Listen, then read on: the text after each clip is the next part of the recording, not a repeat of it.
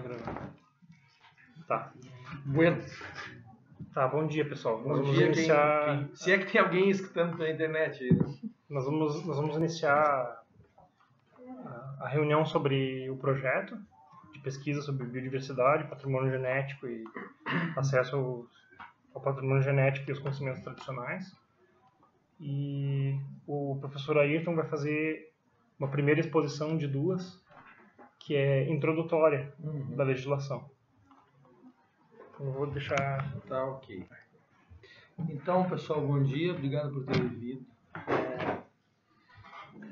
A ideia é fazer algo bem informal para vocês, porque eu notei que aquele formato de aula com PowerPoint, tudo muito sistematizado pelo professor e tal.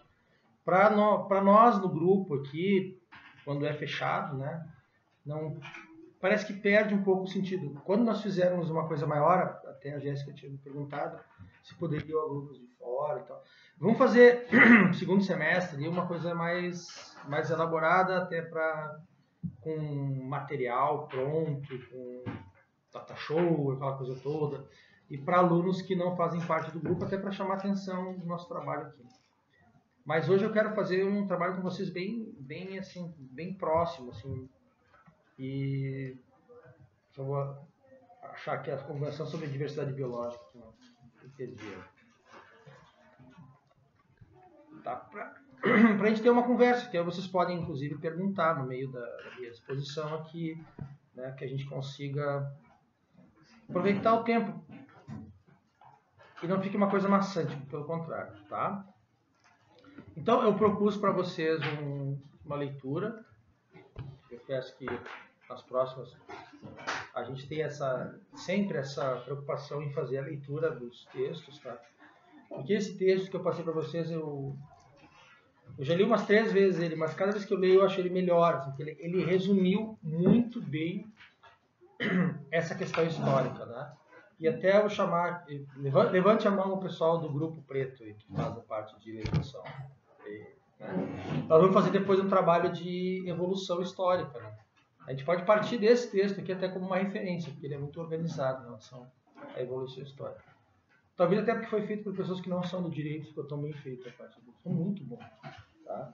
Então, assim, eu vou tentar resumir para vocês essa questão histórica, depois eu vou falar da MP e os problemas que ela teve, a lei atual e o que ela muda em relação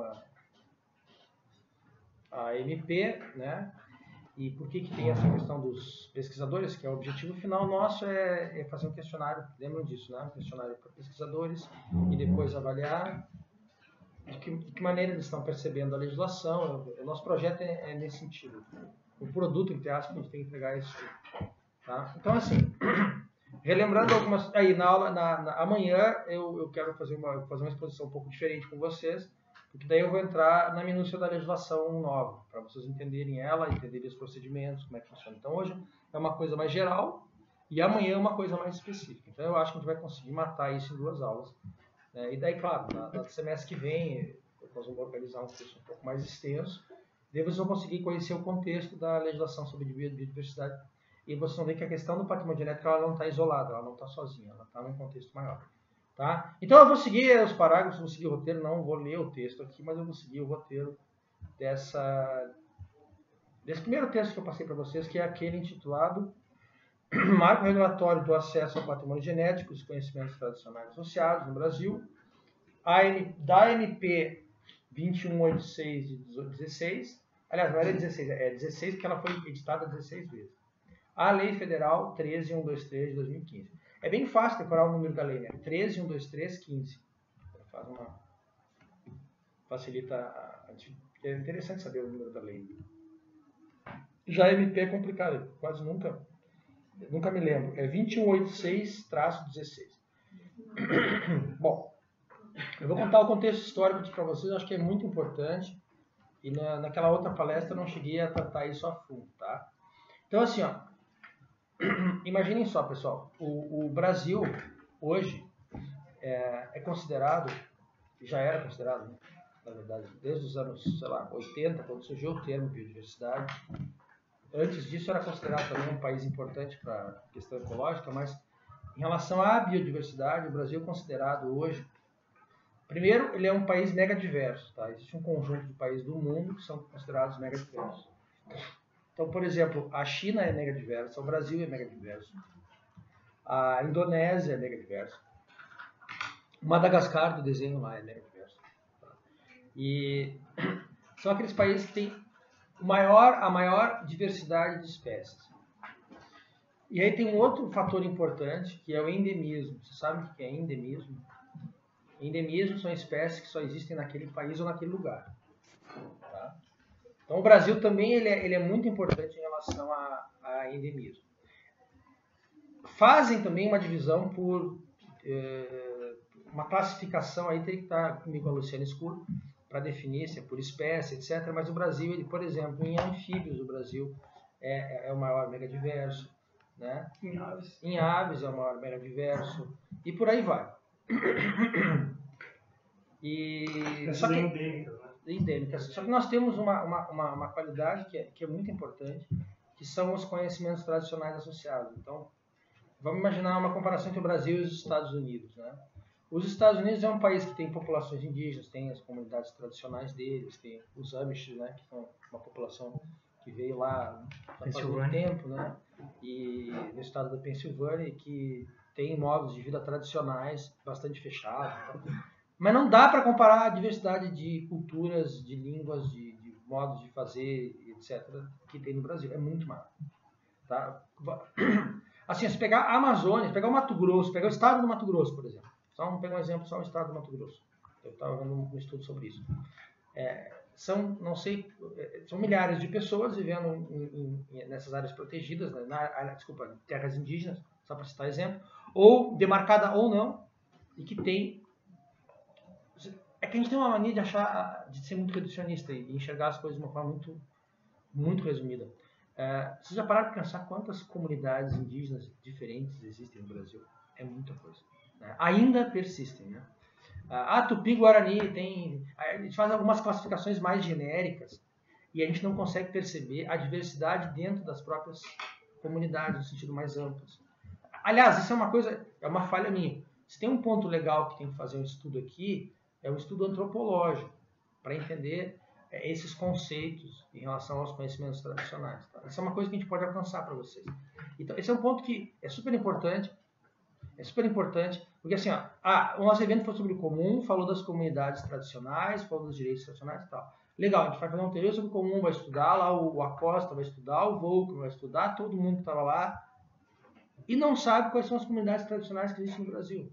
Entendem? Esse ponto vocês têm que saber. Começa pelo próximo. Uma coisa importante a ressaltar é que quando se fala em comunidades tradicionais, embora por um lado nós quase não conheçamos o perfil das comunidades indígenas no Brasil, que são centenas de línguas e de comunidades diferentes, a gente se esquece que tem em todas as regiões do Brasil, inclusive aqui no Rio Grande do Sul, embora o mais forte evidentemente seja o norte, né? Mas nós também esquecemos outra coisa, que quando se fala em comunidades, tanto na questão do comum, né, as comunidades que têm laços sociais, que têm costumes em comum, como no caso específico da legislação, aqui quando fala em conhecimentos tradicionais, não é só de indígenas e quilombolas que a gente está falando. Então, por exemplo, lá em Florianópolis, teve um estudo do Departamento de História, do qual o Juliano Malinver não participou, que tinha uma comunidade do bairro da Costeira que vivia na beira da Baía Sul, em Florianópolis. E quando foi feita a Avenida Beira-Mar Sul, a obra foi feita de tal maneira, com equívocos, né? Do ponto de vista de fazer um aterro muito grande, maior do que o necessário, tirar areia do meio da baía em vez de tirar do alto mar. Do alto mar não, né? Um ponto mais afastado, quer dizer. A maneira como a obra foi feita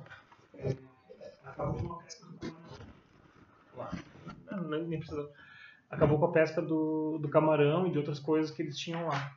Então eles tinham um modo de vida extremamente ligado à natureza. né? Embora fosse uma comunidade quase urbana, né? Urbana no sentido de ser dentro da cidade, mas era uma comunidade de pescadores. E eles tiravam sustento de lá. Tem entrevistas onde eles dizem que mais da metade das pessoas do bairro vivia só da pesca artesanal. E a outra metade tinha empregos na cidade. Só um pouquinho.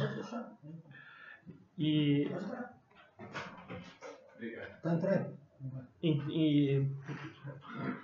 Enfim, quase metade da população tinha, por exemplo, empregos na cidade, motorista de ônibus, de construção, etc.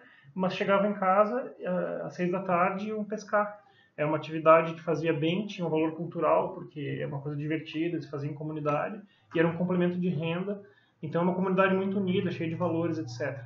Hoje com a mudança daquilo, com a urbanização, etc., mudou completamente o modo de vida das pessoas. Estamos inseridos nesse modo de vida individualista, urbano, entre aspas, moderno, né?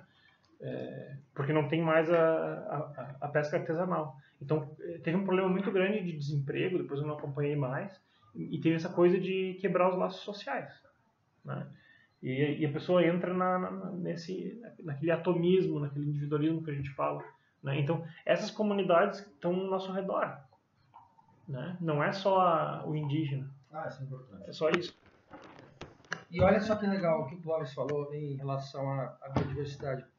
Com certeza, essas comunidades, elas têm modos de vida, saberes e etc., que nós consideramos muito simples, até não valorizamos no geral, mas que eles têm uma relação muito forte com a biodiversidade, tá? E tem uma relação forte com o nosso uso também da biodiversidade, né? Aqui no Rio Grande do Sul, a comunidade indígena, não é só comunidade indígena, mas a gente tem um exemplo muito claro aqui, né? No Rio Grande do Sul, inclusive em Caxias do Sul, os Guarani não tem mais terra aqui. Eles estão todos alocados na beira da estrada, na rua, porque aqui Caxias todos tem, né? Na frente dos bancos pedindo dinheiro e tal. E eles também tinham com ele um conhecimento humano, né? Que um conhecimento tradicional. Se não forem retratados, né, vai morrer. Tem um livro que vocês podem ler aí, que é muito legal, que é o Antônio Carlos Diegues, da Etnoconservação. Eu não sei se a Cleide não usa na disciplina dela, mas esse livro eu li para minha dissertação. Depois eu vou disponibilizar, eu achei a dissertação para vocês aqui, até para vocês darem uma olhada, criticarem tudo. E eu faço um resgate do Antônio, mas o livro dele é melhor, porque aí ele trabalha de forma mais aprofundada. E aí ele estuda essa questão por que é etnoconservação? Etno, né, e conservação. Não é uma conservação pautada só na lógica da ciência moderna, né? Moderna da modernidade mesmo, né? Mas sim uma conservação que leva em consideração os conhecimentos, os conceitos e as práticas deles. Mas olha só, nós estamos falando aqui de uma coisa que vai chegar lá no uso da biodiversidade e restrições e regulamentação e etc. para acesso à propriedade intelectual, né? Então, nós vamos focar um aspecto disso aí, embora essa questão territorial ela tenha um vínculo com essa questão do acesso e do repartição de benefícios com esses povos, tem um vínculo, pode ser no local onde essas pessoas vivem e pode ser em espécies selecionadas por eles na história. Mas eu vou dar um exemplo para vocês aqui, ó, que é bem interessante. Isso aqui é de uma feira livre lá no Pará, ver o peso, né? No norte do país. Dá para ver bem? Tá? Isso aqui a gente tem na nossa região também. E eu vou passar o feriado em Santana do Livramento, são 2 dias lá, e eu vou falar com um senhor lá que vende no centro da cidade. E é bem interessante porque os conhecimentos tradicionais de lá é tanto conhecimento. É do Pampa. É do Pampa aqui. Coisa que na minha cidade, por exemplo, Santa Maria, não encontro isso, mas lá tem tá bem no centro da cidade, o senhor vendendo essas ervas, tudo. E aí mas é um cara, ele é meio uruguaio, meio brasileiro, assim. Como é que é? E aí é um ponto legal da gente até discutir aqui, que é quando esses conhecimentos dessas comunidades, elas vivem em região de fronteira. E ali Uruguai e Brasil é fronteira seca, né? Tem na Bolívia fronteira seca e outros lugares também. Que é um outro problema do acesso ao patrimônio genético, que é aquele patrimônio genético que existe em mais de um país e aquele conhecimento tradicional que não fica só restrito ao lugar. Vira a imagem aqui? Então isso aqui potencializa muito o uso do patrimônio genético, até pela ciência, porque isso aqui facilita para o cientista encontrar princípio ativo com remédio, alguma coisa. Aqui tem muita coisa que é lenda aqui, né? Tem muita coisa que é placebo, lenda, que não funciona de fato. Mas muita coisa que funciona. Tá? Então tem algumas ervas aqui, alguns chás, algumas coisas que vocês mesmos tomam, né, que tem uma repercussão positiva do ponto de vista do organismo humano, resolve alguns problemas de saúde. Só que os caras não têm metodologia para isso, né? Não existe um método científico aplicado, nem nada, não passado por um teste da Anvisa. As pessoas fazem, né? Muitos chamam isso de medicina tradicional. Um país que é muito forte em medicina tradicional é a China. E a China está valorizando isso aí. Até a Alice comentou na palestra dela isso, né? Da valorização desses povos, tá? Mas enfim, aí nós temos isso. O Brasil tem todo esse potencial. E nos anos 80, eu já falei para vocês em outra reunião, que a biotecnologia, que tinha um valor muito mais científico que qualquer coisa, ela passa a ter um valor econômico, a biotecnologia. Tá bem? Porque a partir do momento em que a Suprema Corte Americana aceita a patente de um micro-organismo, de um ser vivo, que é o caso Chakrabarti, que é um sobrenome, eu acho que é indiano ou paquistanês, mas enfim, é de um pesquisador da General Electric que ele cria um micro-organismo que degrada petróleo, né, para ajudar nessa, enfim, você tem um problema de derramamento de petróleo, e através desse micro-organismo. Aí, esse caso do Chakrabarti, ele é importante pelo seguinte, o órgão deles, o nosso INPI aqui, o USPTO lá americano, ele nega a patente. E aí os caras vão para a Suprema Corte e a Suprema Corte concede a patente, se não me engano é isso. Tá? Isso está na minha dissertação, inclusive, explicação. E está no livro da Al-Baghdadi, esse que eu trouxe aqui. Isso não está nesse material que vocês leram, ainda não está. Bom, vejam bem, vocês estão conseguindo enxergar todo o potencial que o Brasil tem para o conhecimento tradicional e a economia moderna começa a olhar para a biodiversidade com outro olhar, da biotecnologia. Aí na Convenção sobre Diversidade Biológica surge, aliás, nos anos 80, ali surge a ideia de propor, então, na ONU, né, uma Convenção sobre Diversidade Biológica. Essa convenção ela é negociada no âmbito da ONU. E antes mesmo da Rio 92, que vocês já ouviram falar, né, o texto ele fica pronto.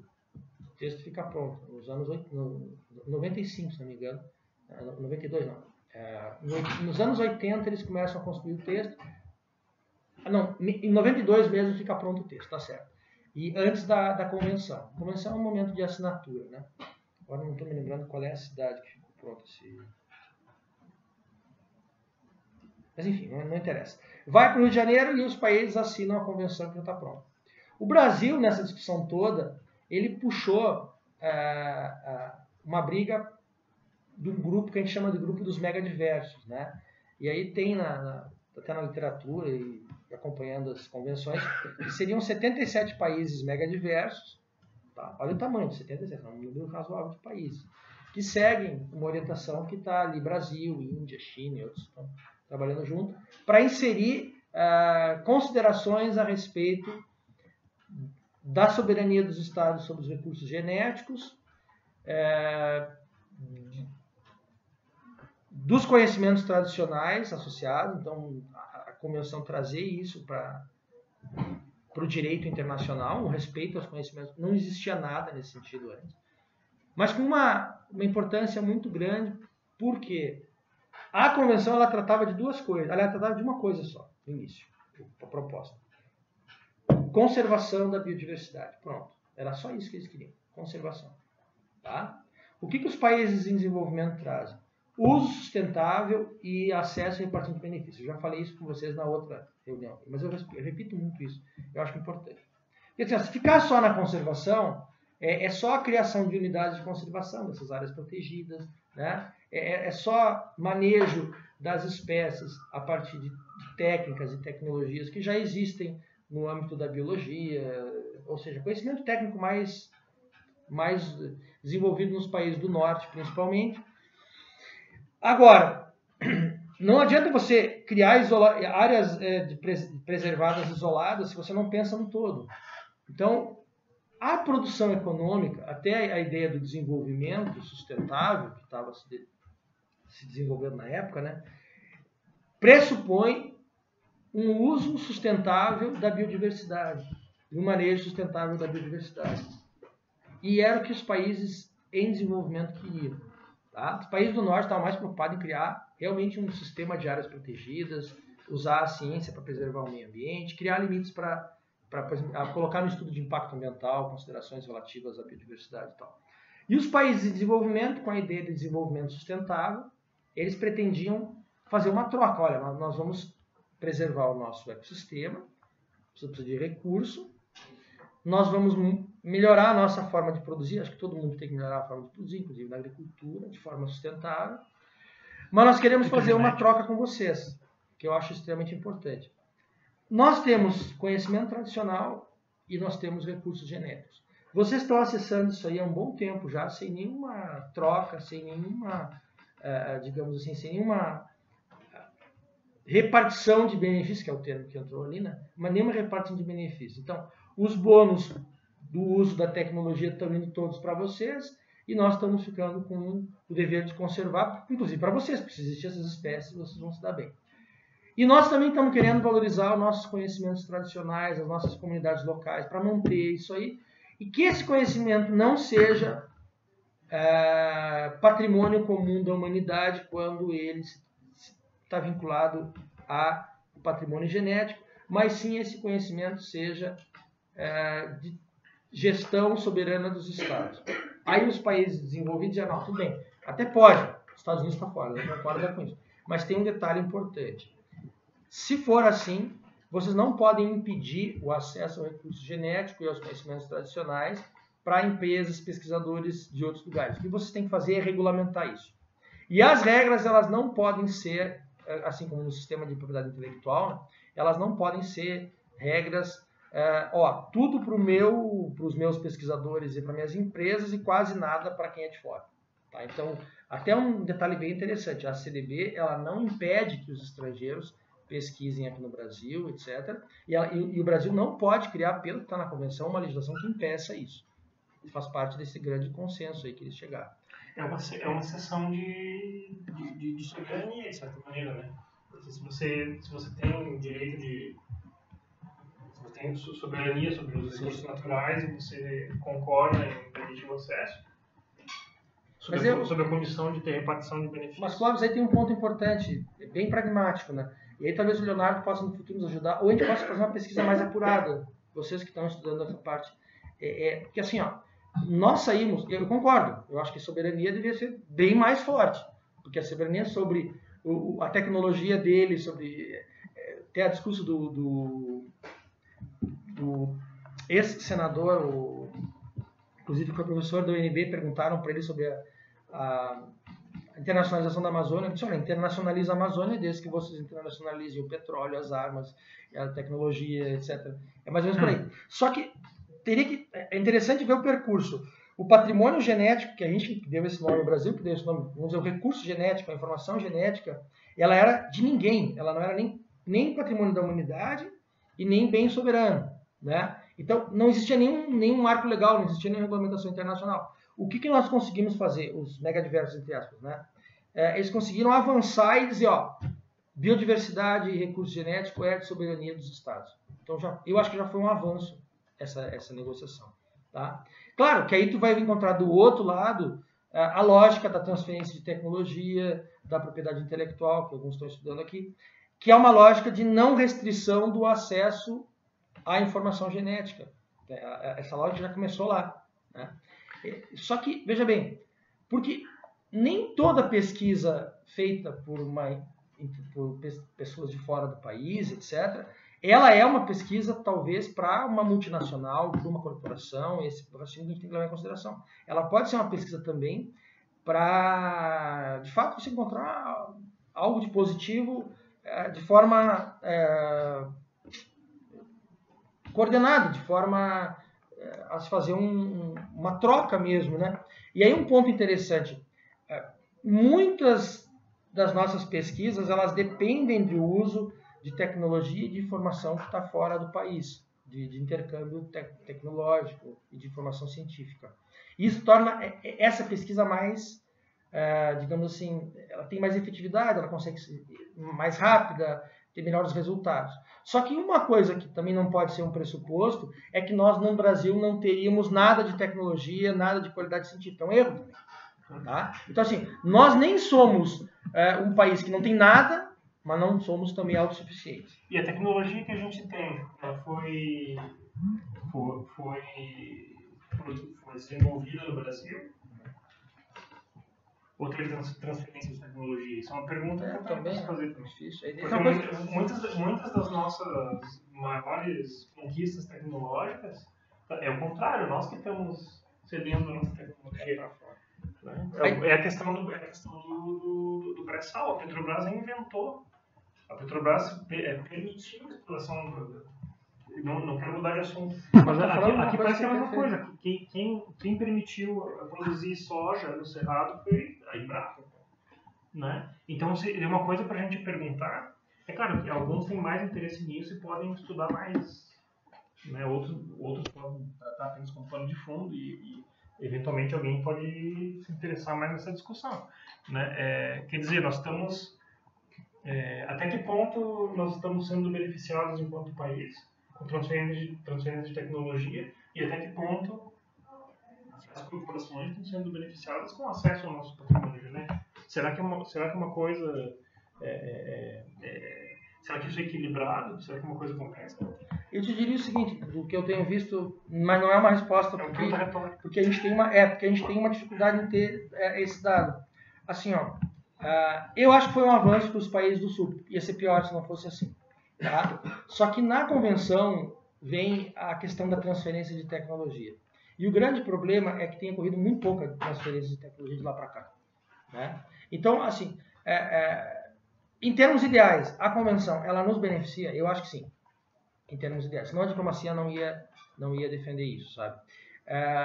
Entretanto, a operacionalidade dela, para nos beneficiar, ela é muito pequena. Ela tem sido mais favorável aos países que já seguiam fazendo a pesquisa na nossa biodiversidade, etc. Mas ela tem um lado positivo, que ela tirou aquele terra de ninguém dos recursos genéticos. Isso eu acho que é importante. Tanto que os americanos não fazem parte da convenção. Esse é um ponto importante. Então o pessoal fala, a convenção é uma droga, não sei o que lá. Não. Pensa assim, os americanos não fazem parte da convenção. Foi até assinada a convenção, mas não foi ratificada. Porque lá, para eles, é propriedade intelectual total. Né? Então, eles radicalizam. Aí você tem uma visão europeia, que é um pouco diferente, e aí um tema para estudar. A Alemanha, por exemplo, quando eles registram acesso ao patrimônio genético, tem uma patente, alguma coisa na Alemanha, se não me engano, eles exigem, mas de onde é que veio essa planta aqui? Como é que foi feito? Tem conhecimento tradicional? Aí tem que ver no órgão de patentes europeu. Existe uma proposta, um tratado que já foi ratificado por alguns países, o Brasil ainda não, que é o Protocolo de Nagoya. Esse Protocolo de Nagoya, ele prevê um sistema global de repartição de benefícios. Tá? Então, assim, está em aberto essa discussão. Tá? Está em aberto. Porque eu não estou afirmando categoricamente que a convenção é boa, nem que é ruim, ela tem problemas. Essa questão da soberania é um tema de discussão até com mestrado, com doutorado, acho importante. Mas aí que está. A nossa pesquisa aqui, ela não é uma pesquisa de pressupor coisas e defender elas, justamente pressupor e refutar elas a ponto de, no final, chegar à conclusão. Por isso que eu e o Clóvis, a gente tem vê um discurso nosso, às vezes, que parece um discurso assim, mas será que... Parece estranho isso para quem está fazendo a faculdade de Direito, muitas vezes, que o professor ou os professores têm aquele hábito, meio Luiz Flávio Gomes, de dizer assim, é assim. Tá? Desconfie muito na academia, se a gente tem uma coisa... Quando tem os debates, tipo eu e o Clóvis, os dois que são do mesmo grupo e não concordam, e depois concordam e depois não concordam, e parece que não é coerente às vezes, mas tem que estudar um pouquinho mais. Né? E as próprias dúvidas, né? Tipo, esse é um assunto que... Pensar por questionar. Assim, quem mal conhece o assunto, ou estudou um pouquinho, e tem opiniões definitivas sobre isso, tá errado? Não é científico isso. É muito difícil. Se a pessoa estuda isso há 15 anos, já é complicado ter uma posição. Aí a pessoa, aí tem direito de ter uma posição, mas mesmo assim ela deve ser questionada, porque envolve muitas coisas, né? Não é um assunto fácil. É sempre bom, o cara aprende. A palestra da Lisa eu aprendi. Eu vou dizer que ela é a pessoa que mais sabe sobre o assunto? Não, ela sabe uma parte do assunto. Tem pessoas que sabem outras partes. No futuro a gente quer trazer o Carlos Marés para cá, se a gente conseguir, porque ele tem uma visão radical contra a CDB. Ele é bem a favor das comunidades tradicionais e diz, olha, isso aqui não pode, é lógica de mercado. E tem ONGs e organizações que pensam assim. Tem uma que é o grupo ETC Grupo, né? Eles falam tudo para eles é biopirataria. E tem uma outra fundação alemã que depois eu anoto para vocês o nome dela, que eu não sei falar. É alemão, né? Que ela é totalmente contra a CDB. Ela acha que a CDB é uma pirataria legalizada. Tá. Eu Só acho um rodapé para deixar continuar. Quando tu falas que a CDB poderia ser boa em tese, mas tem problemas de operacionalização, eu não estou afirmando, mas eu quero colocar uma questão. Tá. Será que essa dificuldade de operacionalização não faz parte do próprio da própria convenção? Será que isso não tem que ser incluído na... Essa falta de operacionalização ela é casual? Eu acho que ou ela é parte da concepção? Eu acho que não, porque eu vou te dizer que eu acho que não, porque... Não, eu acho, isso é achismo. Eu teria que trazer o Braulio Dias. Meu sonho é trazer esse cara para a UFS, que ele foi presidente da CDB, né, na convenção. E me parece assim, que existia um interesse genuíno em fazer alguma coisa. Talvez a maneira de pensar dos caras fosse incompleta. Do tipo, a maneira de pensar, ela não previu esses problemas de uma forma tão abrangente. E os interesses também não são uniformes, né? Ah, não. Nunca.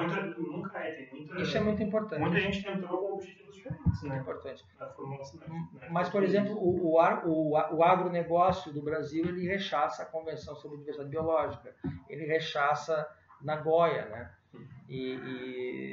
Mas, enfim, é interessante esses questionamentos, porque a gente não pode ter como certo isso e achar... Aí que está a pesquisa documental, talvez, uma pesquisa de entrevista.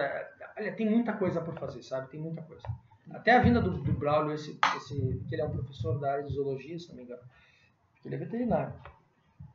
Ele foi presidente da convenção por muitos anos. Então ele vivenciou isso, as dificuldades que tem.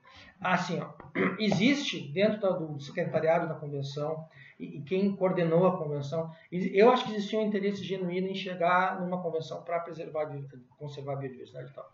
O que tem é, como o Clóvis falou, no andar da carroça ali, as coisas vão modificando. Então, o próprio texto da convenção, ela tem muita abertura para transferência de tecnologia, para respeito à propriedade intelectual, no caso industrial, ela acaba trazendo muita coisa. Então, ela traz um paliativozinho, que é falar de conhecimento tradicional, e ela traz essa questão da transferência de tecnologia, especialmente da propriedade intelectual, porque ela protege, ela diz, olha, respeitados os direitos de propriedade intelectual, em outras palavras, né? E aí tem um ponto que eu acho bem importante de analisar a convenção, é fazer uma leitura inteira dela. As pessoas fazem uma leitura parcial. Então tem que ler toda ela. Onde a gente pode fazer, não essa atividade porque ela é mais genérica, é uma leitura de toda, assim como eu posso fazer com vocês, uma leitura de toda a lei, a gente pode fazer uma leitura de toda a convenção, tá? E aí fazer questionamentos. Tem um texto que foi produzido pela IUCN, União Internacional para a Conservação da Natureza, e a IUCN está por trás da convenção. Esse é um outro ponto importante. Eles têm interesse na conservação. E a IUCN ela tem uma convenção comentada. Tá? E aí tem um ponto importante, ainda para falar desse cenário todo, é que em 94 veio o pacote da OMC, que é o TRIPS, né? Que é o acordo, inclusive, que a Liz falou. E o TRIPS, ele traz, ele menciona a questão da propriedade intelectual sobre a vida, sobre a biotecnologia, etc.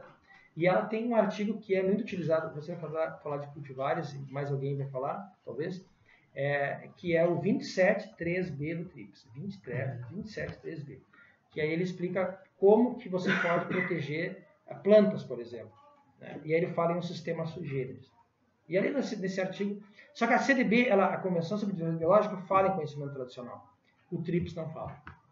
O acordo dele. Qual é o acordo mais forte? A CDB, que não tem medidas contingentes, e o TRIPS, que é poderosíssimo e está vinculado ao OMC. Isso sempre que nós analisarmos esses tratados e essas leis, gente, a gente tem que se livrar daquela ilusão de acreditar no conto de fadas dos princípios e dos objetivos. e das normas programáticas. Vai funcionar. Nós temos que analisar se cada dispositivo, se ele tem operacionalidade. Isso é importantíssimo. Se tem instrumentos para fazer aquilo valer. Porque muitas vezes as normas ambientais, elas são assim, deveria ser, no discurso moralista, e não tem ferramentas, não tem meios de impor o cumprimento da norma, não tem instrumentos legais para judicializar ou para vetar determinadas coisas administrativamente. E muitas vezes aquilo que no contexto daquela carta, que é muito bonita, traz entrelinhas, é uma coisa aparentemente secundária, e é ali onde está o direito forte, é ali onde tem a operacionalidade, é ali onde consegue fazer valer, às vezes com sanções, enfim, com todo tipo de medidas de coação, né? Aí tem um aspecto legal que o Clóvis falou, que é interessante estudar a lógica do direito internacional e a lógica do direito nacional. Então, tu vê, ambos os direitos você consegue encontrar essas cartas de boas intenções. Né? Um detalhe no direito internacional que eu acho bem bacana, que é o seguinte: a Convenção sobre Diversidade Biológica, ela é uma convenção guarda-chuva, porque ela abrange várias outras convenções. Né? Ela vai abrigar, imagina um guarda-chuva, né? Várias convenções. E tem gente que diz que ela também é um acordo quadro, porque ela estabelece um conjunto de princípios que servem para futuras negociações. E aí um ponto bem interessante, é o ponto onde é que eles conseguiram chegar naquela época em termos de negociações. Então, assim, se for analisar o texto da CDB, ele é um texto, a gente pode dizer até vazio. É um texto mais vazio, ele não tem uma profundidade de, como você falou, normas que concretizem instrumentos. Porque qual foi a ideia da CDB? É criar, a partir disso, criar as chamadas conferências das partes, em que os estados eles se reúnem, tá? E a partir disso aí eles vão estabelecendo então essas regras que concretizam. Essa questão da mudança do clima foi um exemplo também. O protocolo de Kyoto, que ele estabeleceu metas, né? Mas no caso da convenção, nesse caso, de 92 até, não lembro agora o ano, mas até acho que 2005, quando chegou no protocolo de Nagoya, foram muitos e muitos e muitos anos de discussão para fechar um texto mais, digamos assim, concreto. Se a gente for analisar o protocolo de Nagoya, aí tu tem a concretização. Né? Então, aí que tá. Bom, aí tu vai para a legislação. Aí tu vai para a legislação nacional. Será que a legislação nacional que foi criada a posteriori, ela é uma legislação que concretiza? Todas essas questões a gente vai ter que levantar. Né? Então, a CDB ela é muito aberta, muito principiológica. Ela foi criada com o objetivo de ser assim. Com o tempo, esse aberto principiológico ele fechou com o protocolo de Nagoya? Não sei, a gente não fez uma pesquisa para ver isso. A princípio, o que se diz no direito internacional é que estaria isso concretizado, mas a Convenção sobre Diversidade Biológica ela precisa que os estados estabeleçam as suas leis. Então, assim, a Convenção sobre Diversidade Biológica ela não é uma convenção que ela determina como aquela, por exemplo, a Convenção de não proliferação de armas nucleares. Ela é muito concreta, ela determina muitas coisas, né? Ela deixa em aberto muita coisa, e aí os estados, cada estado soberano tem que preencher com as suas normas. E o protocolo de Nagoya, esse que vai definir a repartição de benefícios no plano global, ele cria um patamar mínimo e algumas regras que têm que ser trabalhadas. Mas esse é um ponto legal de discutir, tá?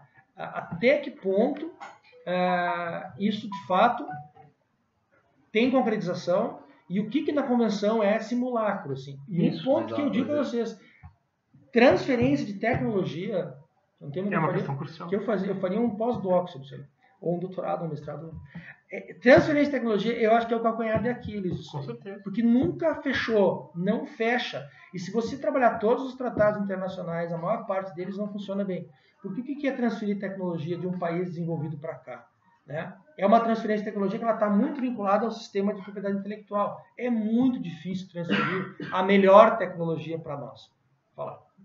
Não, tem uma mini apresentação aqui que eu ia apresentar, acabamos apresentando uma disciplina de ecologia. Bem sobre a conversão. Sim. E daí nós abordamos a convenção e o protocolo de Nagoya e o de Cartagena. E daí eu vi que no slide aqui no protocolo de Nagoya, o artigo 7º, acesso ao conhecimento tradicional social aos recursos genéticos, artigo 7º.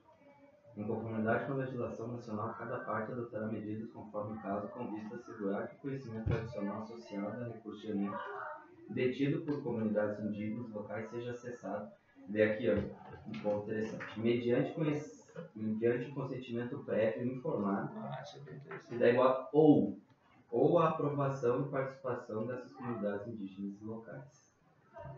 Tá. Isso explicando para ti, assim, o consentimento prévio fundamentado é uma forma de... É que tem formas, né? Esse é um problema. Como vai se formalizar esse consentimento? É o pajé que vai ter, porque não tem a pessoa jurídica da comunidade tradicional, entendem? Então vai ter uma audiência pública com os indígenas, e isso a nossa legislação ela vai ter que determinar. O sistema legal de cada país vai ter que determinar, né? E é bem interessante. Ou pode não determinar. Ou pode não determinar. Mas no caso do Brasil determina, né? Isso é interessante. O problema é que o Clóvis já levantou isso até no artigo, quando ele cria o chamado conhecimento indeterminado. Né? Qual é que era a regra? Quando tu tinha um conhecimento que tu não sabia qual era a origem, tu tinha que provar não identificável. Só que isso era um problema também, porque aí a Universidade de Caxias do Sul ia pesquisar uma coisa que era muito simples, provavelmente não tinha nenhum vínculo com uma comunidade tradicional, nenhum vínculo talvez, né? E a gente tinha que provar que não tinha. Sim. Então eles criou um pressuposto de inversão de ônus.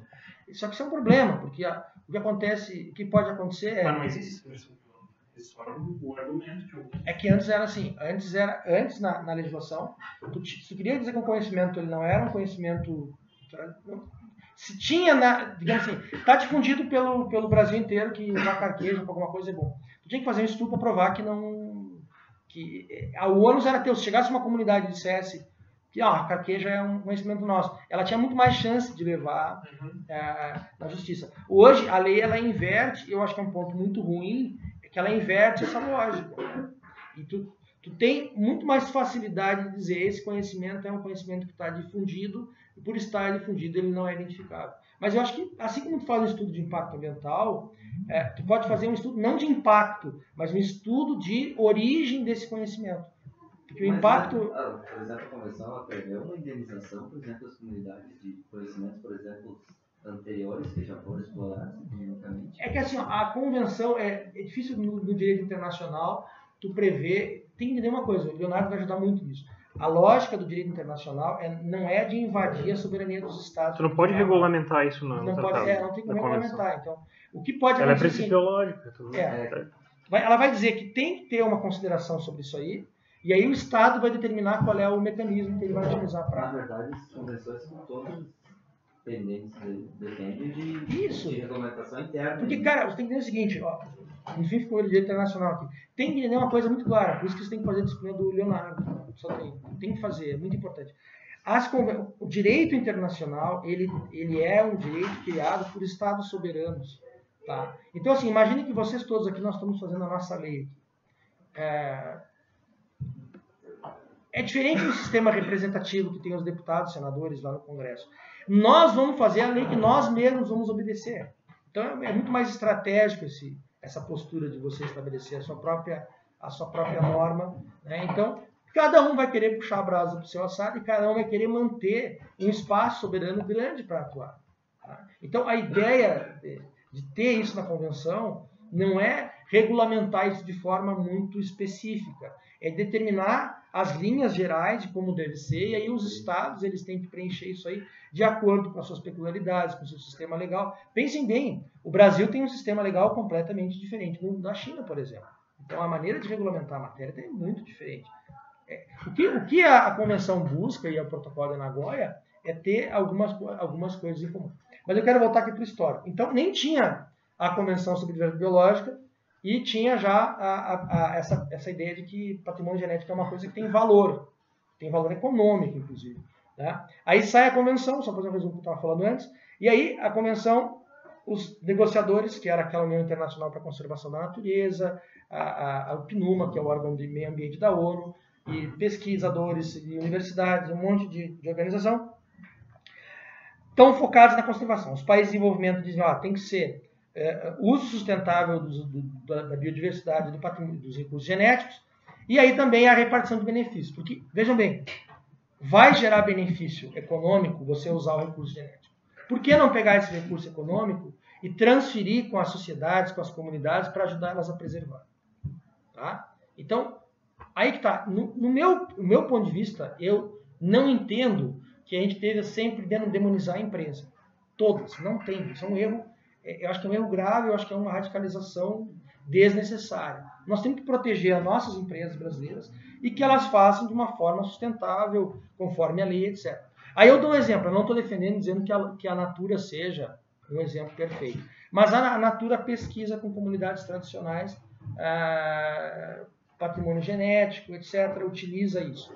Vai ver a quantidade de projetos que a Natura tem para isso. Eu não estou dizendo que a Natura faz tudo direitinho, inclusive ela já respondeu até no âmbito administrativo, pagou multas, ou melhor dizendo, até hoje ela responde no âmbito, se não me engano, do IBAMA, e por conta de ter desrespeitado alguns preceitos ali da medida provisória. Mas a Natura, ela é um tipo de empresa que tem uma função interessante, porque em vez de você derrubar a floresta, você preserva a floresta, você pode capacitar as pessoas que vivem ali, gerar uma economia local, utilizando aquelas amêndoas, faz um marketing interessante, olha, o que é bom para as mulheres na selva, é bom para você também. Então, talvez isso possa ser algo positivo no mundo que a gente está vivendo, de que nós temos um governo hoje que diz que é melhor botar a floresta abaixo do que preservar a floresta. Não é, talvez, em termos ideais, assim, não sei. Mas tem que estudar o que a Natura faz. O que a Natura faz. E as empresas fazem. Porque está me faltando esse conhecimento, inclusive. Mas aí um ponto assim, e aí uma conversa que eu tive com o Altman já, né? Que os serviços extremos é um problema e tal, por que sim, por que não? É uma coisa que está avançando tão rápido, essa questão da degradação dos ecossistemas e o avanço do desmatamento na Amazônia, no Cerrado, no Pampa, etc. Se tiver uma medida que é um meio termo, que não é o que a gente pensa como ideal, a gente está trocando a roda com o carro andando no meio do caminho, eu acho, me parece. Então, não deve se rechaçar. Isso é um ponto que eu acho importante dizer para vocês aqui, embora o assunto não é especificamente esse. A gente teve a discussão sobre o comum, teve toda a discussão, se chamou várias teorias, mais à esquerda, mais ao centro, nunca à direita, né? Mais ao centro. Mas a gente não pode se tornar uma igrejinha a ponto de achar que tudo que vem de qualquer lugar, que não do nosso centro, né, que é do nosso olhar, né, da nossa percepção, do que a gente, dos nossos colegas, professores, os livros que a gente lê, etc. Tudo está errado, só nós estamos certos. Não funciona, vai ficar só aqui dentro. Tá? É muito ruim isso. Eu sei porque eu trabalhei ali no escritório de transferência de tecnologia, com cientistas e etc. E a UFRGS tinha e tem proposições de fazer coisas muito sustentáveis, coisas de altíssima qualidade, com empresas, assim, inclusive com multinacional. Não quer dizer que seja ruim. O que a gente tem que aprender é fazer bem feito isso. Tá? A gente pode fazer um acordo entre uma empresa brasileira, uma empresa multinacional, uma universidade brasileira, uma universidade estrangeira, sem abrir mão da nossa soberania? Até pode. Tem como. Não dá para radicalizar, senão a gente vai ficar sozinho conversando só entre nós. Agora, tem que abrir aqui a janela, aqui os ouvidos, né, para o que o Clóvis está falando. Pode ter muito cavalo de Troia aí, tem muita coisa entrando para nos enganar, a gente achar que é uma coisa e na verdade é outra bem diferente. Para a gente não cair nesse problema, né, a gente tem que diferenciar uma coisa. Você pode e deve ter posições firmes. Isso não é desse radicalismo que o Ayrton está falando. O Ayrton está falando do radicalismo de você já ter uma opinião prévia, ter um preconceito e já enfrentar aquilo como uma bandeira de luta, sendo que você nem conhece o assunto. Outra coisa é você conhecer o assunto e ter uma opinião forte sobre aquilo. Depois de conhecer, depois de entender, depois de ver todos os lados, depois de pesquisar com métodos, com critérios e chegar a conclusões que podem ser bem negativas. Um exemplo, o Marés, né? O Marés, as posições dele são firmes. Por quê? Porque ele tem um percurso histórico. Claro, ele pode. Ele pode. Talvez ele poderia ouvir um pouco mais do outro lado, mas ele tem uma defesa. Ele tem um pressuposto ali de defesa com base em fatos mesmo, Ele não inventou isso. O que não pode ser é a pessoa ser o conto da sereia, né? Ser seduzido por aquilo ali e achar que tu vai ser um defensor daquilo pro resto da vida. E quando as coisas estão passando do teu lado ali, e tu poderia observar aquilo e melhorar teu discernimento sobre aquelas coisas, e a pessoa passa reto. E muitas vezes a pessoa não é ouvida. Justamente por isso. Sim, justamente por causa desse radicalismo no mau sentido de você defender preconcepções, né? E você não, a grande questão aí não é o teu posicionamento ideológico, a grande questão aí é você ser científico, né? Tem um livro do Humberto Eco, que é Como se faz uma tese, né? Onde ele pergunta as teses, e quando ele está falando em tese, não é só de doutorado, é tese de todos os níveis. Para eles seria uma expressão genérica, né? Pode ser uma tese de fazer TCC, tá? Pode ser um artigo. Uma tese tem que ser política ou tem que ser científica? Ele pergunta, né? E qual que é a resposta que ele dá? A tese pode ser política ou não, mas ela tem que ser científica. Então a cientificidade tem que vir à frente. A cientificidade é o mais importante. Sendo científica, ela também for política, não no sentido partidário, mas no sentido de ter posições, um ideário, não tem problema, porque você está resguardado pelos métodos científicos, né? Se você também não quiser dar uma coloração política para o seu trabalho, ou o próprio trabalho não demanda isso, também não tem problema. Então pode ou não, e isso é o de menos. Agora, como tu está discutindo numa arena científica, o que interessa realmente é você ter coisas para mostrar. Que você, com método, com critério, pesquisou e descobriu. E o teu trabalho vai ser refutado não pela lacração, vai ser refutado por ciência. Quais são os furos? A ideia é justamente sair da lacração. É isso. Quais são os furos do teu trabalho, né? Então, assim, vejam bem, esse era o cenário ali em 92. Então, os países desenvolvidos, os desenvolvimentos chegaram a um acordo em relação à questão da biodiversidade. Então, eu repito sempre os objetivos. Conservação, uso sustentável e repartição de benefícios da biodiversidade. Bom, aí o Brasil inicia um percurso de projetos de lei, né? Inclusive a Marina Silva, se não me engano, ali em 94, ela propõe um projeto de lei, né, para a biodiversidade, na verdade de acesso e repartição de benefícios. Né? Dizer lei da biodiversidade, depois explicar para vocês que eu acho que é um erro. E aí, esse vazio regulatório legislativo ele é preenchido por alguns estados brasileiros, o Pará, se não me engano, Amapá, Acre, alguma coisa assim, eles produzem legislação. Até bastante discutível, porque tem gente que entende que isso aí é de competência federal. Mas, em 2000, né, é firmado um acordo entre uma organização brasileira, aqui a Bioamazônia, e a multinacional Novartis. Vocês leram o material, vocês viram isso aí, né? A Bioamazônia ela foi criada em 98 pelo Ministério do Meio Ambiente para colaborar com a implementação de um Programa Brasileiro de Ecologia Molecular para o Uso Sustentável da Biodiversidade da Amazônia, o PROBEM. Tá? Inclusive tem legislação, quem está procurando a legislação está lá, lei federal tal, que cria.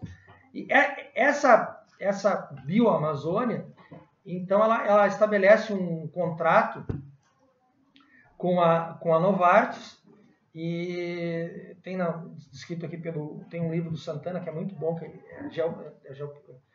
é sobre bioprospecção, né? Um acordo com a Novartis, e esse acordo ele é muito criticado porque não passou por nenhuma, digamos assim, avaliação do próprio Ministério do Meio Ambiente, ele não teve nenhuma avaliação em relação a conhecimentos tradicionais associados, nada. Então, nós tínhamos a Convenção sobre Diversidade Biológica de 92, em 94 o Brasil faz parte da CDB, né? E surge esse acordo entre Novartis e Bioamazônia. Não existia nada que regulasse essa relação. Vejam bem, aqui só para ter uma ideia do acordo, né? O acordo teria duração de 3 anos, no valor de $4 milhões, entre doações e custos de projeto, dos quais 1% seria repassado à Bioamazônia em forma de royalties por produtos criados. Até 1% em termos de royalties para o mercado é bastante, tá? Por que pareça. Porque às vezes é 0,5%, é um número razoável. Não é bastante, é razoável. E com o objetivo de coletar, isolar e identificar até 10 mil micro-organismos, bactérias e fungos no primeiro ano, produzir extratos dos mesmos e realizar análise para identificar substâncias de interesse.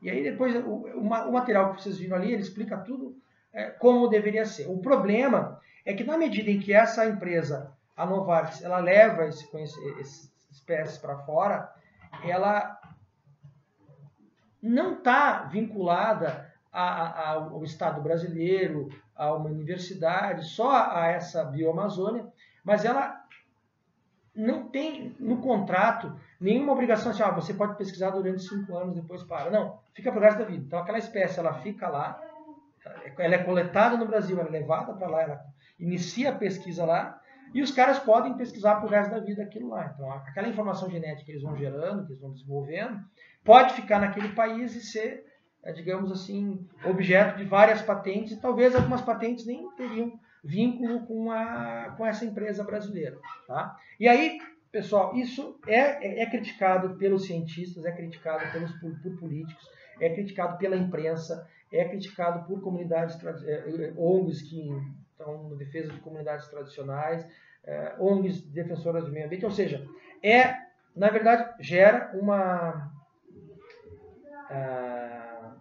um consenso de que esse acordo tem problema e ele é um acordo irregular, etc, etc, e deveria ter uma regulamentação. O que o governo federal faz? Na época era o Fernando Henrique o presidente. Estabelece via medida provisória as bases da legislação brasileira para regulamentar o artigo 1º, o artigo 8º, a linha J, e o artigo 10º, a linha C, e o artigo 16, a linhas 3 e 4 da Convenção sobre a Diversidade Biológica, que tratam do acesso ao patrimônio genético, da proteção do conhecimento tradicional associado, transferência de tecnologia, bioprospecção, que vocês imaginar. Todas essas questões estão na Convenção.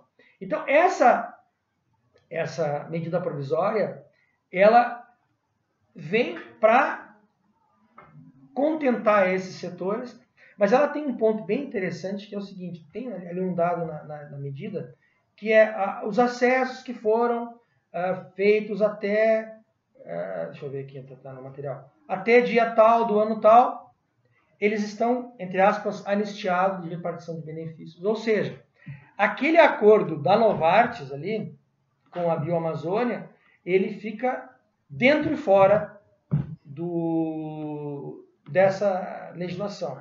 Dentro porque, aos olhos do mundo e aos olhos da sociedade brasileira, agora está regulamentado, tudo bem, sem problemas. Fora porque ela realmente não cria restrições e não cria condições novas para aquele acesso. Ou seja, não dá em nada. Então, assim, aí você tem uma situação deflagrada. O governo federal, ele apoia a Bioamazônia, né? Ele apoia, ele se aproxima das duas, ele cria uma solução para esse problema, entre aspas, né? Só que ele cria um outro problema, qual seja, às pressas se estabelece uma medida provisória. E você sabe que tudo que é criado às pressas e sem participação dos atores sociais, aí eu não estou falando só os indígenas, estou falando até dos cientistas, de empresas, mesmo todo mundo, isso vai surgir com uma série de problemas. Tá? A medida provisória, ela cria, para nós, da academia, um conjunto de restrições, dificuldades quase intransponível no início. Então, no início, a medida provisória, ela beneficia algumas práticas, mas com o tempo se percebe que ela acaba atrapalhando também essas práticas, porque torna o sistema muito burocrático. Só para vocês terem uma ideia, todo o acesso ao patrimônio genético ele precisa ser autorizado pelo CEGEM. O CEGEM é um conselho do patrimônio genético que fica em Brasília. Tá? Esse CEGEM, esse conselho, ele tem meia dúzia de pessoas. É uma sala como a nossa aqui, que vai ter que analisar todos os acessos ao patrimônio genético do Brasil inteiro. Não tem como. Sabe? Assim, os caras não pensaram. Tanto que isso aí vai gerando tanto problema, que a primeira coisa que eles fazem é, não, a partir de agora, nós não somos mais responsáveis por tudo. O CEGEM vai trabalhar com acesso ao patrimônio genético que envolve conhecimento tradicional associado. porque tem o pessoal da FUNAI, que participa do CEGEM, do Ministério do Meio Ambiente, etc. O que não é um reconhecimento tradicional associado, não, passar para o IBAMA. Aí passa para o IBAMA. O IBAMA já é um órgão deficitário, com uma série de dificuldades, etc. Aí o IBAMA também não consegue dar vazão, porque é tudo documental. Tu tem que mandar uma cartinha para eles, com toda a documentação, explicando. E é uma autorização. Tu não começa a pesquisa sem ter a autorização do IBAMA. Diga. Quando houve essa legislação que passava para o IBAMA a responsabilidade pela questão dos conhecimentos tradicionais associados, o IBAMA já tinha se dividido para criar o ICMBio? Não. Boa pergunta, só depois. Não, Quem trabalha com as comunidades tradicionais é o ICMBio muito mais de perto, né? Com as unidades de conservação. E com os povos indígenas da FUNAI, né? Mas o ICMBio ele trabalha com as comunidades que se instalam todo ao redor das unidades de conservação. E aí um ponto importante. Quando tu vai pedir autorização de acesso, se for vinculado ao próximo da unidade de conservação, tu tinha que ter a autorização do ICMBio. Na verdade é um registro, que é o SISBio, que é o Sistema Nacional de Biodiversidade, que é o registro do ICMBio. Tu tinha que se envolvesse índio, tu tinha que ter autorização dos indígenas, Ministério do Meio Ambiente. Mas aí tudo bem, quando envolve conhecimento tradicional associado, é uma coisa mais séria, tu pode gerar uma lesão a direitos das comunidades. Mas essa legislação, ela começa, como ela nunca no Brasil tinha sido criado nada parecido, e os modelos que existem em outros países não tão completos, não tem muito tempo, imagina, a Convenção de 92, né, de 2000, essa medida provisória, ela surge com uma série de problemas. Não só para o meio ambiente, não só para as comunidades tradicionais, mas aí que é o nosso foco, muito, talvez principalmente para os pesquisadores. Essa norma se torna um problema para o pesquisador. Tá? Tem um exemplo de um pesquisador aqui da Universidade de Caxias, que ele pediu o acesso, quando ele começou a pesquisa dele, que envolvia um produto, na verdade um chá, um extrato, um preparado orgânico para o carrapato. Tá? Ele demorou 2 anos ou mais para conseguir a autorização. Antes de conseguir a autorização, expirava o prazo para ele entregar a dissertação dele com dinheiro da CAPES. Ele ficou entre, ou eu tenho um problema com a CAPES, ou eu tenho um problema com o meio ambiente. Ele preferiu fazer o trabalho. E depois veio a UX foi autuada e ela foi sancionada com uma advertência. Como não causa dano ambiental, a primeira sanção é a advertência. Então, durante 5 anos, a UX poderia ter respondido por uma multa, um valor até bem alto, né? Dependendo do tipo de pesquisa e tal. No caso dele até não seria tanto. Mas eles poderiam fazer um pente fino aqui para ver quais pesquisas que a UX tem. E ela tinha várias pesquisas que não tinham autorização. Daí eu fui contratado pela UX. Contratado não. Eu recebi horas para ir para lá para tentar resolver esse problema. Né? E durante 5 anos eu trabalhei lá. Depois eu fui para a propriedade intelectual geral. E a gente teve uma dificuldade muito grande no início, porque a própria legislação, quando tu te regularizava, a própria legislação ela te ferrava. Porque não tinha... A primeira medida provisória, ela livrava o cara de responsabilidade civil, criminal e administrativo. Ok. Então era uma espécie de uma anistia anterior à medida para aquelas novardes, etc. Depois teve tanta pressão da sociedade e assim por diante, que nunca mais colocaram isso na legislação. Então todo mundo que tentava regularizava, mas tinha sempre o risco de ser multado, de ser responsabilizado civilmente, etc. E aí era um problema, porque assim, valia a pena a gente regularizar? Isso foi levado até para o jurídico da universidade. Não valia a pena. Se tu te regularizasse nos termos que eles estavam colocando ali, a universidade poderia ser multada. Aconteceu isso com a URGS, aconteceu isso com a Natura. Né? Eles, entenderam? Como eles não conseguem fiscalizar todo mundo, eles pegaram só quem se regularizou. Então, se regularizar era pior. A nossa sorte é que logo depois veio essa lei, a 13123, deu mais um prazo, e aí teve toda uma negociação em relação a isso. A universidade hoje ela é regularizada em relação ao acesso ao patrimônio genético. Mas seguindo aqui para explicar para vocês essa questão da medida provisória. Então, essa MP, pessoal, entendam, ela cortou um processo de negociação sobre uma lei que teria como base a Convenção sobre Diversidade Biológica, mas com um olhar forte para o interesse das comunidades tradicionais. Por quê? Quem foi a pessoa que propôs o primeiro projeto de lei em relação ao PL 306 de 95. Depois vocês olhem, quem está vendo a legislação, vamos colocar projetos de lei também. Tá? Foi a Marina Silva. Tá? E assim, a Marina Silva, não tem como você imaginar algo da Marina Silva que vá contra as comunidades tradicionais e indígenas. Então, esse projeto, depois ele foi agregado de uma série de informações por outros projetos de lei, estou terminando. E esse projeto de lei, ele foi cortado, entendem? O processo político do projeto de lei foi cortado ao meio com a elaboração e a, digamos assim, a publicação da medida provisória. Essa medida provisória, ela foi reeditada mensalmente. Até era uma estratégia que o Fernando Henrique fazia. Ele mudava uma vírgula, é sério, uma vírgula na medida e reeditava. Tipo uma correção de português, uma palavra mínima e tal. Até que chegou a necessidade de uma nova medida provisória, que mudou substancialmente algumas coisas, não substancialmente não, mas mudou o texto, que foi a medida provisória 2186. Antes dela teve uma outra. Ela foi reeditada, pessoal, 16 vezes. 16 reedições. Até que a emenda constitucional número 45, se não me engano, estabeleceu que as medidas provisórias até aquela data que estavam em vigor, elas permaneceriam em vigor até serem revogadas por lei sobre aquela matéria.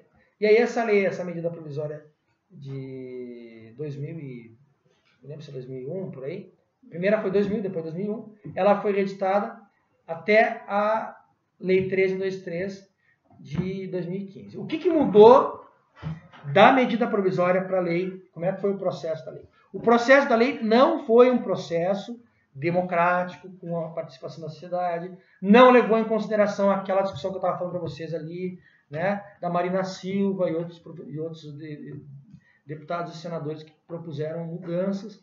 Não. A medida provisória que veio, tá, ela veio da Casa Civil. Foi uma proposta da Dilma Rousseff, da presidente Dilma Rousseff.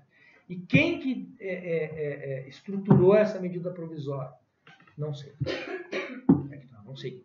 Mas provavelmente ela tem um vínculo muito forte com o mercado, com as empresas que pesquisam sobre biodiversidade, uma pressão dos órgãos de ciência e tecnologia do Brasil também, que precisavam mudar o marco da biodiversidade, porque era ruim, entende? A medida provisória ela trazia dificuldades quase que intransponíveis. Eu vi isso na prática, era quase impossível tu conseguir resolver todos os problemas, porque ela era muito falha. E tinha uma regulamentação por trás dela, ou a seguir dela, do CEGEM, então tinha as resoluções do CEGEM, que vocês estão pesquisando, e instruções normativas mais específicas também do IBAMA e etc. Ela era muito complicada de aplicar. E ela tinha um problema principal, era a autorização para a pesquisa. Tá? Entendam assim, qualquer pesquisa com patrimônio genético precisaria de autorização. Qualquer. Se o cara quisesse pegar é um exemplo que teve aqui na UFS, um mamão, vai numa feira livre, pega um mamão, tá? E eu quero pesquisar um fungo no mamão. O fungo é da nossa biodiversidade. O mamão não, talvez, né? Talvez sim, talvez não. Vai ter que ver se é domesticada a espécie. Esse fungo, para uma pesquisa mega simples aqui na UFS, que não iria gerar desenvolvimento tecnológico complexo, ia ser muito simples, ela precisaria de uma autorização. Como é que na época o pessoal conseguiu resolver isso? Quando envolvia a autorização, tanto o IBAMA quanto o CNPq autorizavam. Tá? E o pessoal começou a migrar para a pesquisa científica pura, para pedidos para o CNPq. Por quê? Porque no CNPq era nomeado um pesquisador ad hoc para dar o parecer, e ninguém negava dar um parecer ad hoc para esse tipo de pesquisa. Tá? Então era meio que um simulacro, assim, uma coisa. Mas tinha um problema. O que a medida provisória tinha de principal problema? Autorização, burocracia, etc. Como é que resolveram? Criaram um site e criaram um sistema novo, que é um sistema de registro. Seguinte, tem o lado bom e o lado ruim. Tá? O lado bom é o seguinte, com o registro, se torna muito mais fácil, muito mais ágil, os órgãos ambientais e de controle disso aí, eles têm acesso à informação. Você pode colocar que a informação ela é sigilosa, porque eu estou fazendo uma pesquisa com patrimônio genético, etc. Pode ter sigiloso. Por outro lado, o problema foi que e a gente pode discutir isso, qual é a etapa, a partir de qual etapa que você precisa de uma autorização. Tá? Se antes era no início que precisava da autorização, hoje é quando vai fazer negócios com a biodiversidade que precisa de autorização. Hoje, se você quer patentear alguma coisa com patrimônio genético, você não precisa de autorização. Você tem que ter registro. Aí você tem o número do registro. Está entendendo o que eu estou falando? Mas assim, ó, do ponto de vista da lógica da universidade, por exemplo, do Instituto de Pesquisa, faz sentido, porque nem toda patente que você tem, você negocia. A UFRGS tem 90, 100 patentes. A maior parte não gerou negócios. Não, você tem que ter registro. Tem que ter. Então, assim, vou pesquisar a biodiversidade brasileira e eu quero gerar um produto para o mercado. Tá? Ou eu quero gerar só pesquisa científica. Ambos têm que ter registro no site do CISBio, Sistema Nacional de Biodiversidade. Não, CISBio não. CISGEM. CISBio é para unidade de conservação. Para o site do CISGEM. Tá? Só que tem algumas diferenças. Então, assim, se eu for fazer pesquisa em unidade de conservação, aí tem que ter registro no CISBio e autorização do ICMBio. Né? Se eu for pesquisar com animal, entende? Tem algumas diferenças. Mas, grosso modo, o sistema hoje é um sistema de registro de pesquisa. Quando que a gente não tem só o registro? No material de vocês, inclusive, está na página, daí eu quero que vocês venham para amanhã, que daí eu consigo trabalhar e aprofundar isso aí, falando da medida provisória. Eu não quero entrar muito da lei, desculpa. Eu não quero entrar em muito detalhe. Vocês têm que ler isso aqui para amanhã, tá? Porque hoje eu estou falando da parte... Agora nós vamos voltar na lei, vamos focar na lei. Amanhã é só lei. Ó, então, antes, tudo era tudo notificação com autorização, né? Hoje tu tem cadastro e notificação prévia e tem autorização. Quando envolve autorização? Hoje, quando envolve conhecimento tradicional associado, por exemplo, tem que ter autorização desde o início. Tá? Desde o início. Quando você tem um cadastro, pesquisa científica e desenvolvimento tecnológico. É só o cadastro, vai no site, cadastra, coloca todas as informações ali. Há uma notificação prévia do órgão ambiental quando vai fazer exploração econômica. Então, antes de eu fazer um acordo com uma empresa, eu tenho que notificar.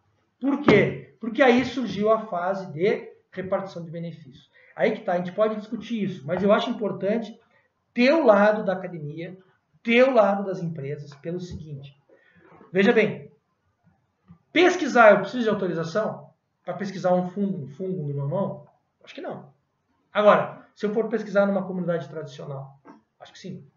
Né? Ah, mas se vier um pesquisador estrangeiro fazer pesquisa no Brasil? Todo pesquisador estrangeiro que for pesquisar nossa biodiversidade, patrimônio genético, ele tem que estar associado a uma universidade aqui. Ou um ICT, uma instituição de ciência e tecnologia. Pode ser por exemplo, a Embrapa não é uma universidade, mas ela é uma ICT. Então, isso tem que estar cadastrado no site. E olha, esse é o lado bom da coisa. Né? Se as coisas funcionarem bem, ou funcionassem, né? Todas as pesquisas estariam cadastradas. Então, o Estado brasileiro teria uma forma de monitorar isso aí. Seria positivo. Tá? É uma espécie de um imposto de renda de patrimônio genético. Não tem? Isso não fazem? É uma autodeclaração de imposto de renda. Para desenvolvimento tecnológico e pesquisa científica. Por que tem uma notificação prévia? Porque a notificação prévia ela vem antes da exploração econômica. E a exploração econômica é o momento da repartição de benefícios. Então eles optaram por deixar a repartição de benefícios lá na exploração econômica. Porque tem um dado bem interessante, que é o seguinte. Qual é o benefício que a lei está levando em consideração? O que ela enxerga como benefício? O econômico. E aqui pode surgir uma crítica à lei. Tá, mas se tem uma empresa que está fazendo um projeto junto com uma universidade de desenvolvimento tecnológico, etc., por que não dá para pensar em repartição de benefícios outros que não econômicos? A lei prevê isso, tá? A convenção prevê, o protocolo de Nagoya prevê. Mas o benefício repartido ele só vem com a exploração econômica. Isso pode ser uma crítica. Entenderam? Quando que tu vai criar obrigação mais clara de repartição? Quando tu tem um benefício econômico. É uma lógica mais de mercado. Isso é uma coisa que dá para ser discutida também. Porque a Universidade de Caxias do Sul, ela vai cobrar, vem uma empresa de fora, não, nós estamos precisando aqui de um laboratório, disso, daquilo. Tá, vai ficar só para nós, E quando é que a comunidade vai ter acesso a algum benefício econômico? O benefício geral? Né? Lá no final, quando começar a explorar. Tá? Não sei. O que era problema era o seguinte, muitas vezes nunca chegava na exploração econômica, porque a burocracia era tão grande. E aí pensa assim, a burocracia é grande, o sistema de patentes ele demora para sair a patente.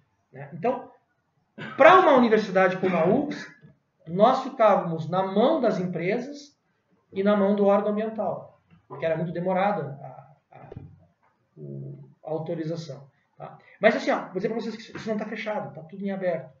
Por isso que é importante a discussão. Eu trabalhei durante 5 ou mais anos lá, e eu vou dizer, eu tenho muitas dúvidas sobre isso. Muita dúvida. A Liz deve ter dúvida, qualquer um que vier. Por quê? Porque, imagina assim, para finalizar. Direito de propriedade sobre bens imóveis, sobre um terreno. Quantos anos de acúmulo de estudo, conhecimento científico, de prática jurídica, de jurisprudência, de problematização existe? Centenas de anos ou mais. Patrimônio genético e essa problemática toda aqui. Quantos anos existe isso aqui? Tem uma década só. Um pouquinho mais que uma década. Por isso a dificuldade. A lei tem 6 anos. E a lei nova tem 6 anos. Tá? Então vamos fazer o seguinte para a aula que vem, que é amanhã. Eu preciso que vocês deem uma olhada agora em 2 coisas. Tá? No material que está aqui. Nesse material que está aqui assim. Okay? E mesmo que vocês não consigam entender, que a lei é nova, tudo. Primeiro vocês deem isso aqui. Deem uma... Já digo para gente. O artigo é Marco Regulatório do Acesso ao Patrimônio e Conhecimento Tradicional. Isso aqui. Deem uma lida na parte que fala da lei. E deem, mesmo que vocês não consigam entender a fundo, deem uma lida na lei. Tá? Que esse é o desafio. Nós vamos fazer um curso... A gente relendo aos poucos, né? Cada vez que você faz uma leitura nova de bibliografia, você volta para ler. Porque nós vamos fazer um curso com vocês mais aprofundado, que vai ser mais sistematizado, que vai ser assim, vocês vão entender cada aspecto da lei. Agora, eu quero que vocês tenham... professor, eu quero uma certa orientação sobre o assunto. Já estou vendo que vocês estão começando a entender um pouco mais o assunto. Eu tenho uma dúvida do caminho legislativo aqui. Teve um decreto, teve uma medida provisória em 2001. 2000. A primeira foi em 2000. Depois de 2001. Tá no material. Tá no material ali. 2000. Não, mas não foi convertido em lei depois? Ela foi bem depois. Deixa eu ver aqui qual é o ano dessa. É que teve 2 medidas provisórias. Tem uma medida provisória que foi criada para resolver o problema e teve uma que veio depois e mudou um pouco o texto porque ele era muito ruim. Daí ela ficou sendo reeditada 16 vezes. E aí veio a lei, em 2015. Só que a lei entrou em vigor só em 2017. Eu vi que já teve a medida 2186. A 2186 é essa que foi a última. A primeira foi uma outra. Tu vai encontrar aí. Tá. Mas é importante. Eu quero que vocês leiam essa lei para entender. E depois a gente vai fazer um curso que a gente vai fazer o seguinte. A gente vai comparar as 2 leis e vocês vão entender. E aí eu quero chegar para vocês... Por que é tão difícil para a academia entender? Quais são amanhã mesmo a gente vai ver isso. Quais são as dificuldades que a academia tem para entender isso? Pode desligar aqui.